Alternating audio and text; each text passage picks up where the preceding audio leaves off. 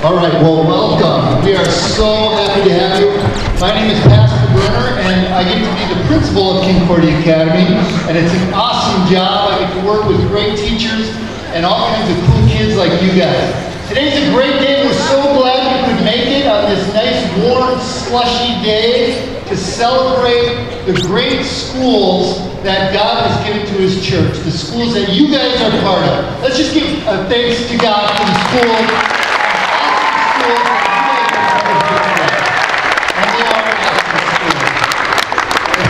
This whole celebration is growing in discipleship. And I just want to talk to you a little bit about that this morning. Growing in discipleship, what that is and what that means. You know, to grow as a disciple. And I started looking, of course, in the Bible to get some insight into what that means. And I kept coming across something Jesus said. Jesus, when He met His disciples, often said these words. You know what He said? Jesus always said this. He said, follow me. Follow me. Just two words. Follow me. How many of you here have ever played follow the leader before? Right? Most of us, you know, maybe the older kids don't play quite as much now, but follow the leader. How does follow the leader work? It's you follow someone, you watch what they do, and you do what they do. That's all there is to it. If you're playing follow the leader and they jump, you jump. If they walk funny, you walk funny. If they run, you run. That's what follow the leader is about. So discipleship is really just watching Jesus and doing what He does. That's what it's all about. Following Jesus is watching Jesus and doing what He does.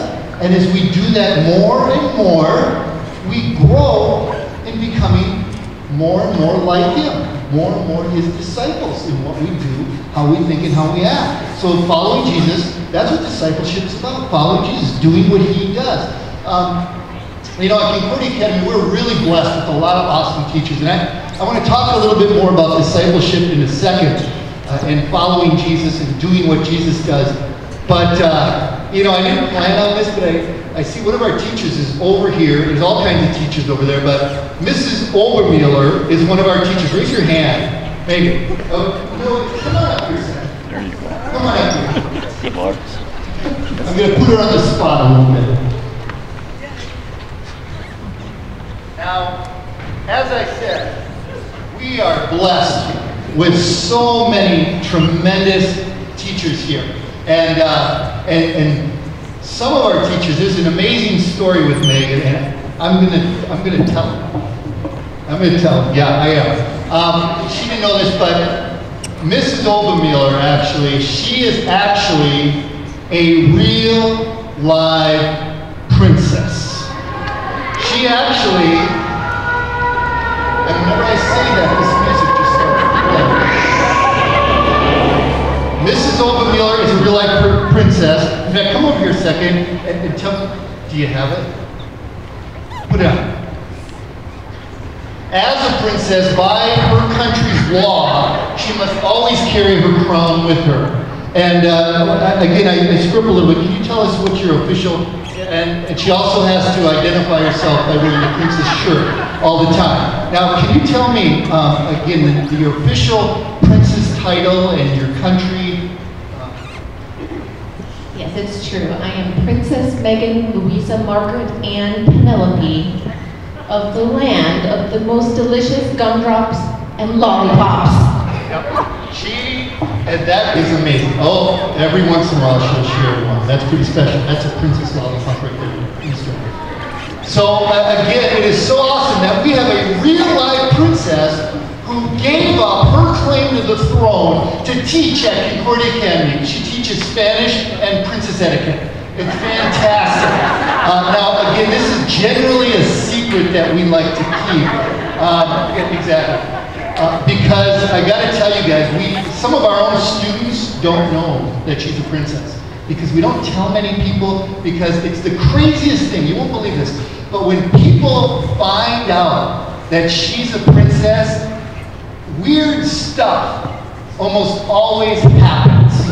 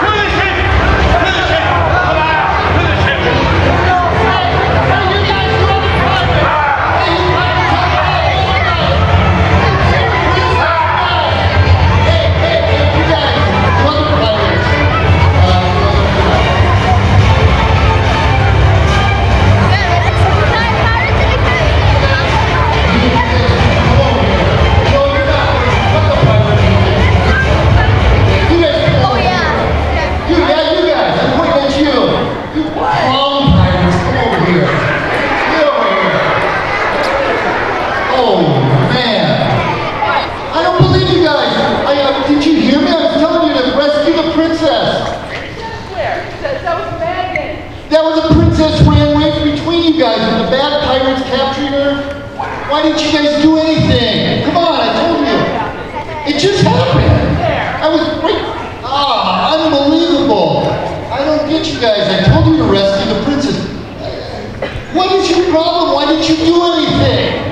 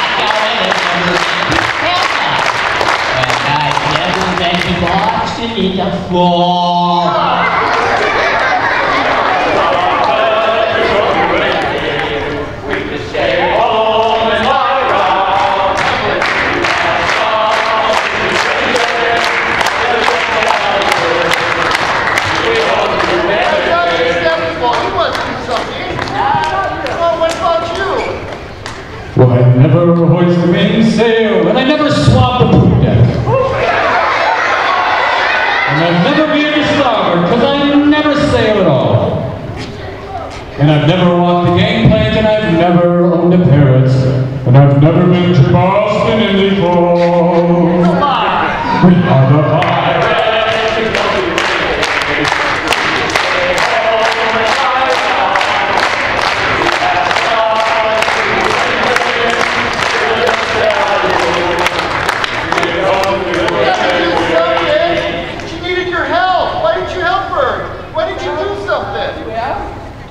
Well, I never plucked a rooster, and I'm not too good at ping pong.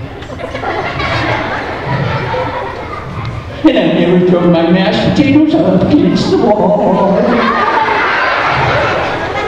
And I've never kissed a chipmunk. You don't know. What else haven't I done? Oh, and I've never gotten head lice. You're right, it's not true. And I've never been to Boston in the fall. We are pirates.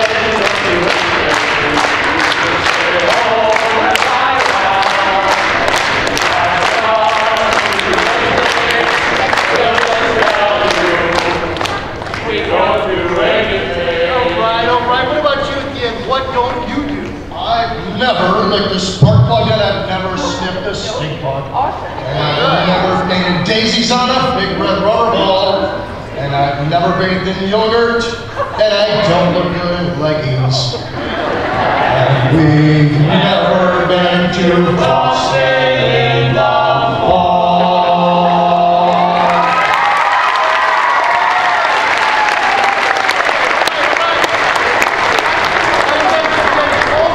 All these things that you don't do. But I've got a question for you guys. Are you guys disciples of Jesus? Oh, yeah. Okay. Well, now that changes things. A disciples of Jesus means you follow, you do what Jesus does, right? Yeah. All right. If you do what Jesus does Jesus care if someone's scared or maybe being kidnapped? Well, yeah. When Jesus try and help someone, does Jesus try and help everybody? So maybe you should have tried to save that princess, right? We should have. In fact, let's talk about this. I'm a disciple of Jesus also. We need to do something about that princess. Let's get him. Let's get him.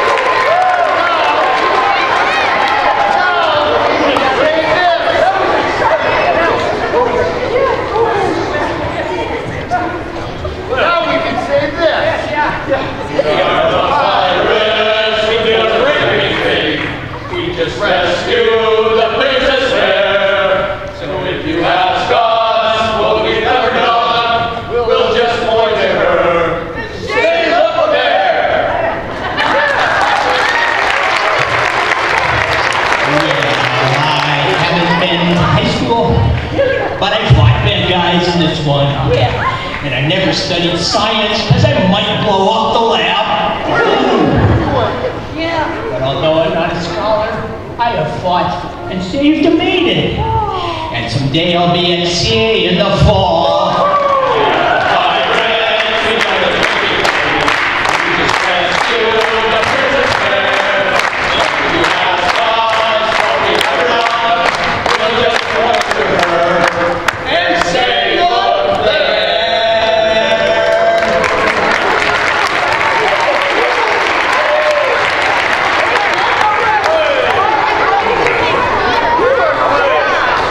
Thank you, Pirates. A follower of Jesus is one who does what Jesus does. A follower of Jesus is one who looks to Jesus to see what he does, to learn what he does, and then simply does it. And that's something that is so great about the schools that you guys go to. You get to see Jesus all the time. You get to read about him, you get to talk about him, you get to learn about him. And as we do that, more and more, we'll want to do what he does. We want to think how he thinks. We'll want to like what he likes and not like what he doesn't like. And that is why our schools are such a blessing. They show us Jesus and inspire us and help us to follow him. Join with me in a little prayer. Would you pray with me? Jesus, we thank you for our schools. We thank you that we get to learn about you.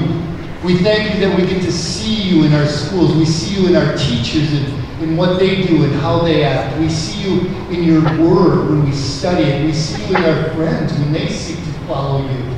Jesus, help us to see you clearly and create in us more and more a desire to do what you do, to care about what you care about. Help us to grow as your disciples, Jesus. Amen.